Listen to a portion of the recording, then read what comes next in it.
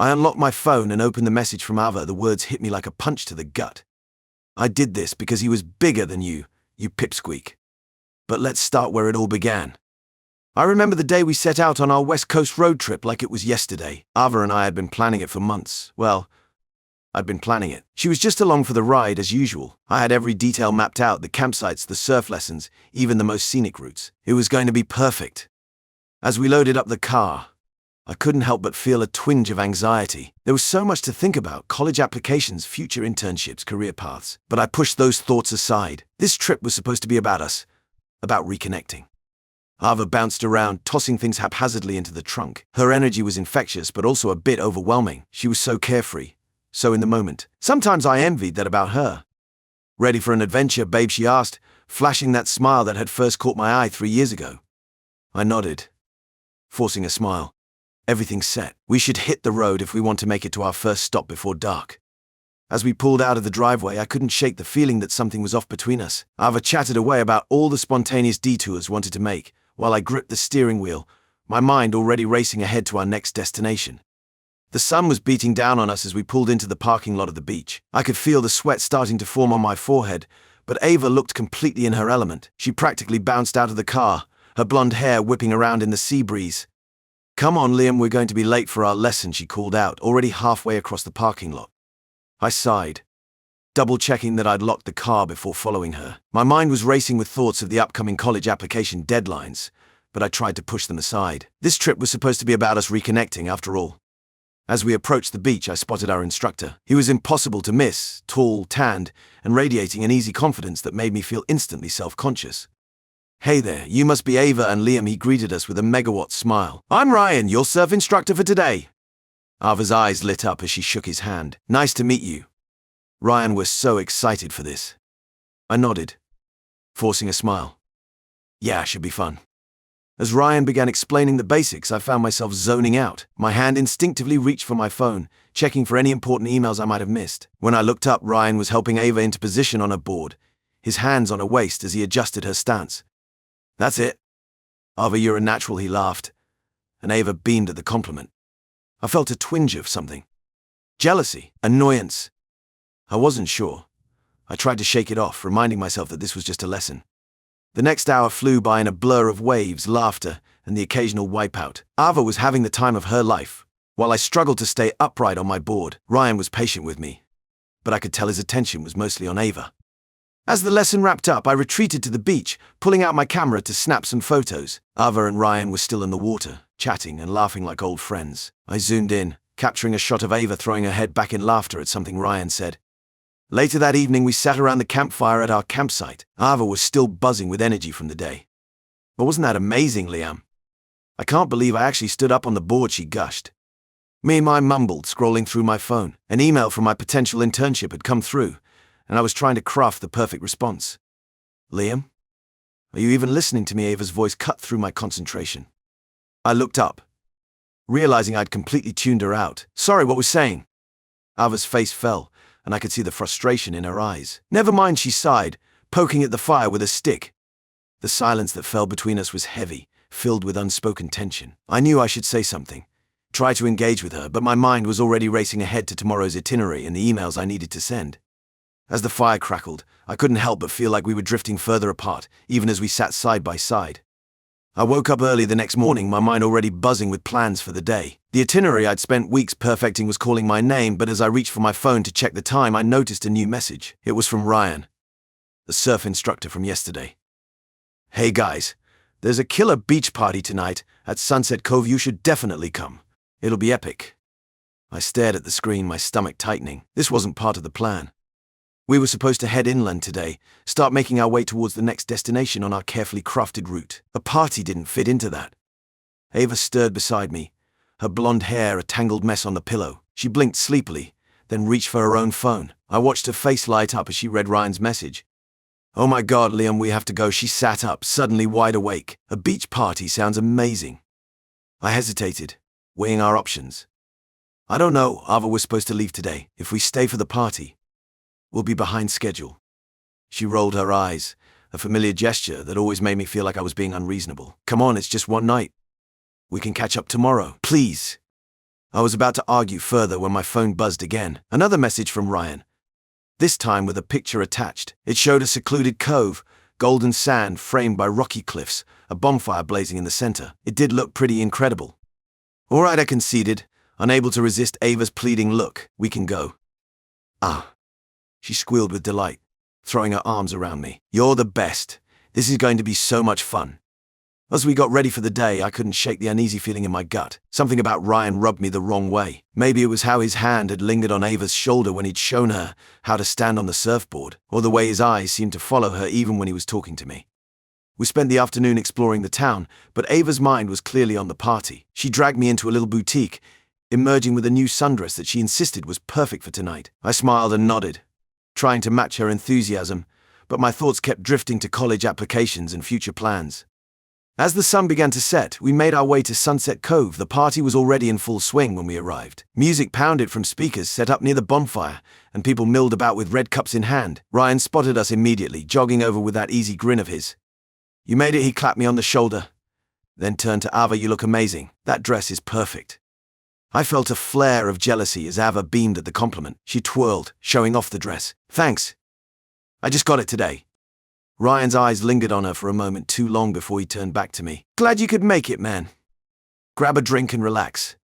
He led us towards a cooler filled with beer, and I reluctantly accepted a can. Ava, on the other hand, eagerly grabbed a cup of something fruity and colorful. As we moved through the crowd, I couldn't help but notice how at ease she seemed. This was her element, surrounded by new people, music thumping, the promise of adventure in the air. I, on the other hand, felt like a fish out of water. The loud music made it hard to think, and I didn't know anyone here except Ava and Ryan. I sipped my beer slowly, watching as Ava flitted from group to group. Her laugh carried on the ocean breeze. As the night wore on, I found myself drifting to the outskirts of the party. I stood near the water's edge, staring out at the dark waves. The coolness of the sand between my toes was a stark contrast to the warmth of the bonfire at my back. I turned, scanning the crowd for Ava. It took me a moment to spot her, dancing with a group near the fire. Ryan was there too, his hands on her hips as they moved to the music. Something twisted in my chest at the sight.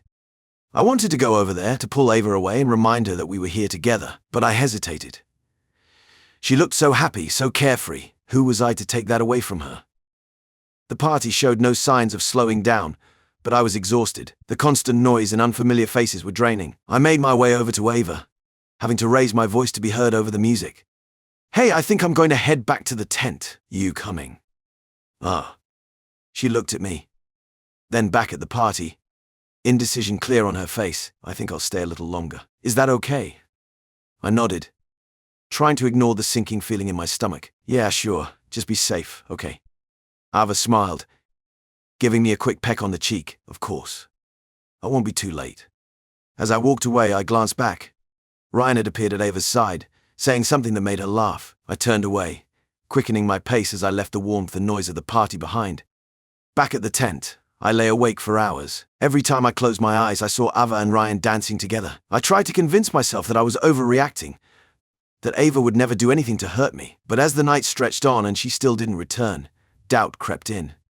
I must have dozed off eventually, because the next thing I knew, sunlight was filtering through the tent walls. I reached out, expecting to find Ava beside me, but her sleeping bag was empty and cold. Panic surged through me as I scrambled out of the tent. The campground was quiet, most people still asleep after the late night. I was about to go searching for Ava when I spotted her walking towards me. Relief flooded through me, quickly followed by confusion and hurt. Her hair was damp, like she'd just showered, and she was wearing the same clothes from last night. As she got closer, I could see the guilt written all over her face. Hey, she said softly, not quite meeting my eyes. Sorry, I'm so late. I fell asleep on the beach. I wanted to believe her. I wanted so badly for it to be true, but the knot in my stomach told me otherwise. I didn't say anything, just nodded and turned back to the tent. As I started packing up our things, I could feel the tension between us. It was palpable. A heavy silence that neither of us seemed willing to break. Ava moved around me cautiously, like she was afraid I might shatter if she got too close. I didn't confront her. I couldn't bring myself to ask the question I was terrified to hear the answer to. Instead, I focused on rolling up sleeping bags and collapsing the tent, my movements mechanical and precise. As we loaded everything into the car, I caught a glimpse of Ryan walking along the beach. He waved, that easy smile still on his face, and I felt my hands clench into fists at my sides. Ava waved back, her smile tight and uncomfortable. We got into the car in silence. As I started the engine, Ava reached out to touch my arm. Liam, Don't I cut her off, my voice harsher than I intended. Just don't. Ha! She pulled her hand back, turning to stare out the window as we pulled away from the campground. The weight of unspoken words hung heavy between us as we drove, the beautiful coastal scenery a stark contrast to the storm brewing inside me. I sat there, my heart pounding in my chest as I watched Ava fidget with the hem of her shirt. The tension between us had been building all day, and I couldn't take it anymore. I needed to know the truth. Ava, I said, my voice surprisingly steady despite the storm raging inside me. What really happened last night? She looked up at me, her green eyes wide and filled with a mix of fear and guilt. What do you mean? I told you. I just fell asleep on the beach. I held her gaze, not letting her look away. I think we both know that's not true. Please just tell me what happened. Ava's lower lip trembled, and I could see the moment she broke. Tears welled up in her eyes as she started to speak. Liam, I'm so sorry. Ryan and I, we kissed. I felt like I'd been punched in the gut, but I didn't react. I just sat there, waiting for her to continue. And then, we went to the showers, and she trailed off, unable to finish the sentence. I didn't need her to. The implications were clear. I sat there in silence, my face a mask of calm while inside I was falling apart. The girl I loved, the one I thought I'd spend my life with, had just shattered everything we had built together. Liam, please say something, Ava pleaded, reaching out to touch my arm. I flinched away from her touch. What do you want me to say, Ava? That it's okay. That I forgive you. My voice was cold, detached, because I can't. The days that followed were a blur. I barely spoke to Ava, couldn't even look at her without seeing her betrayal. She tried to explain, to apologize, but her words meant nothing to me. My trust in her was gone, destroyed beyond repair. Every night I lay awake, replaying the moments of our relationship in my head. Had there been signs I missed? Was I not enough for her? The thoughts consumed me, eating away at any love I had left for her. One morning I woke up with a clarity I hadn't felt in days. I knew what I had to do. I found Ava sitting by the beach watching the waves. I'm leaving, I said, my voice steady and final. Ava's head snapped up, her eyes wide with shock. What? Liam, no, we can work this out. Please. Just give me another chance. I shook my head. There's nothing to work out, Ava. I can't do this anymore. I can't pretend things can go back to the way they were. But what about the rest of the trip, she asked, her voice small and scared. You can finish it alone. I'm going home. I turned and walked away, ignoring her calls behind me. Back at our campsite, I packed my things quickly and efficiently. Ava stood by, watching me with tear-filled eyes, but I couldn't bring myself to care. There was no dramatic goodbye, no last-minute change of heart. I simply shouldered my backpack, handed her the car keys, and walked away. As I waited for my Uber to the airport, I could see Ava standing on the beach, looking lost and alone. A part of me wanted to go to her, to comfort her, but I squashed that feeling down. She had made her choice. On the flight home, I stared out the window, watching the landscape change beneath me. I thought about Ava, probably still standing on that beach, dealing with the consequences of her actions. I thought about Ryan, the carefree surfer who had so easily stolen her away.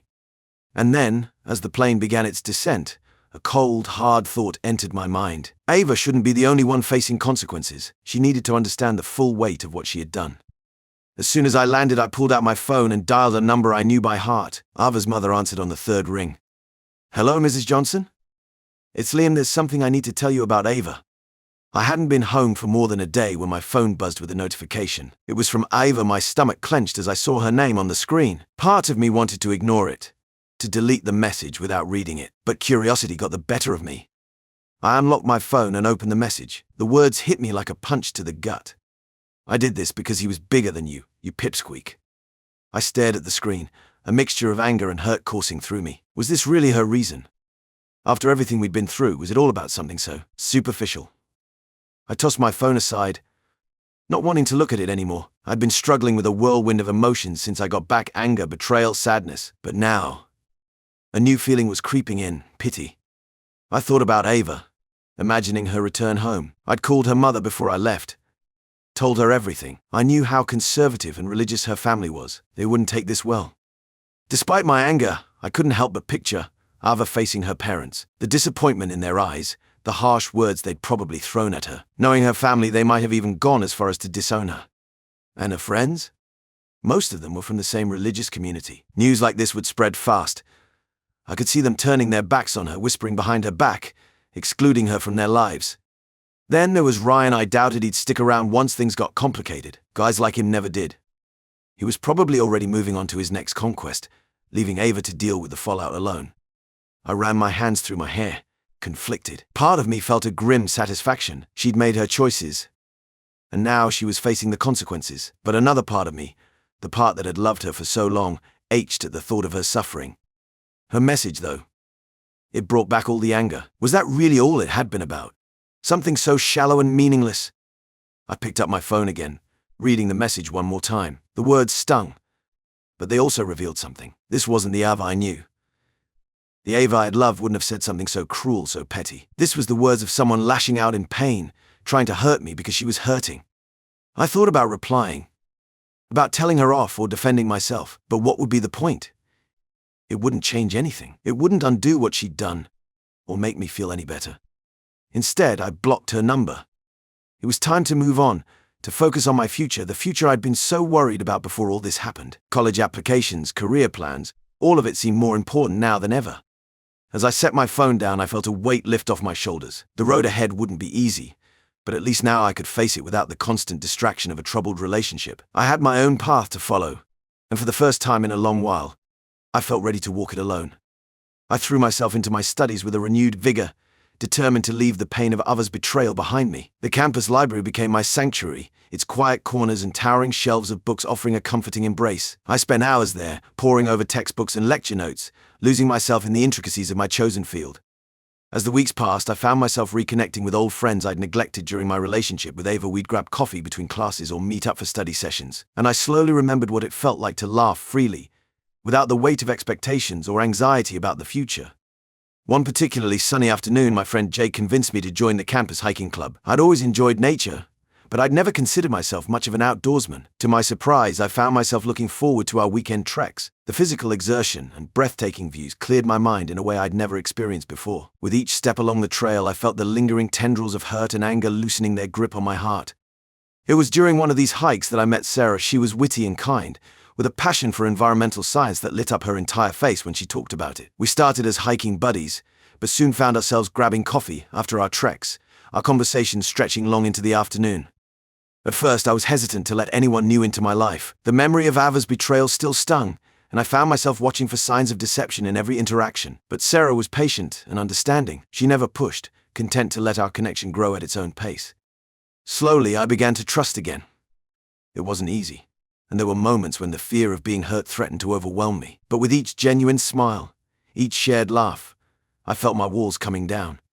Our first kiss happened on a moonlit night after a group camping trip. As we sat around the dying embers of the campfire, Sarah's hand found mine. The warmth of her touch sent a jolt through me, and when I turned to look at her, I saw a reflection of my own tentative hope in her eyes. The kiss was soft and sweet. Nothing like the passionate, reckless encounters I'd had with Ava. It felt like a new beginning. As my relationship with Sarah blossomed, I found myself thinking of Ava less and less. The pain of her betrayal was still there, a dull ache that flared up occasionally, but it no longer consumed me. I'd done the right thing by walking away, and with each passing day I became more certain of that fact. There were moments late at night when the campus was quiet that I wondered how Ava was doing. Had she faced consequences from her family? Was she regretting her choices? But I quickly pushed those thoughts aside. Her life was no longer my concern. My phone buzzed occasionally with messages from unknown numbers. Ava trying to reach out, I assumed. I never responded, choosing instead to block each new attempt at contact. It wasn't out of spite or anger anymore, but a desire to protect the peace I'd fought so hard to find. As the semester drew to a close, I looked back on the past few months with a sense of pride. I'd thrown myself into my studies, picked up new hobbies, reconnected with old friends, and even opened my heart to someone new. The hole Ava had left in my life was growing smaller every day, filled with new experiences and genuine connections.